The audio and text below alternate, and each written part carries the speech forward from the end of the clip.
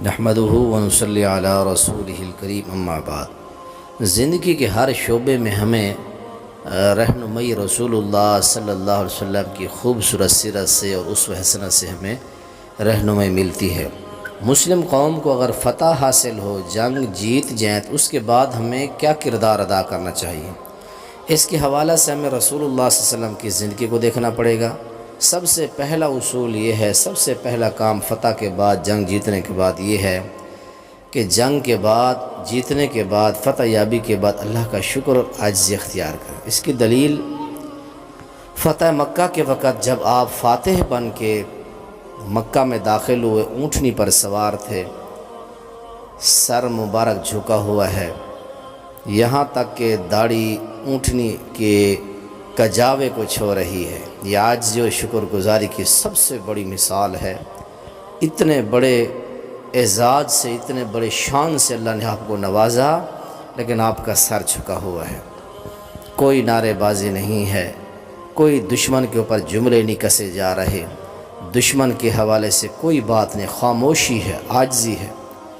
دوسری بات کہ معافی و درگزر کریں۔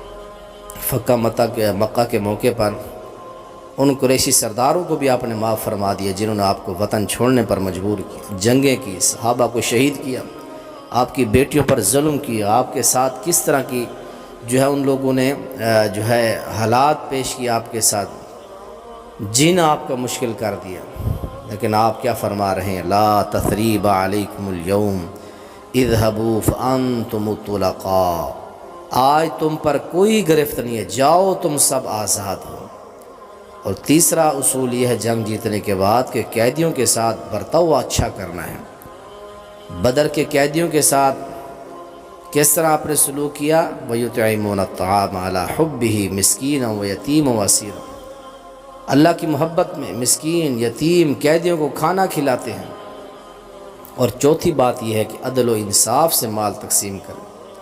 اگر جنگ کے بعد کوئی مال غنیمت حاصل ہوتا ہے تو اس کو انصاف کے ساتھ، برابری کے ساتھ اس کو تقسیم کریں۔ اور پانچواں اصول یہ کہ صلح کو ترجیح دیں۔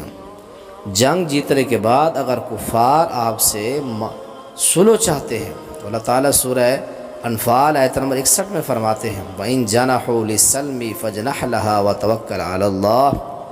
اگر وہ صلح کی طرف مائل ہوں تو تم بھی اس کی طرف جھک جاؤ۔ تو اللہ کے نبی کی یہ سیرت تھی، جب بھی فتح یابی ہوتی تو اللہ تعالیٰ کے حضور، رب کے حضور شکر ادا کرتے، عاجزی اور ان کی ساری کے ساتھ زندگی گزارتے۔ ہمیں بھی اپنے رسول کی اس سیرت کو اللہ اپنانے کی توفیق نصیب فرمائے۔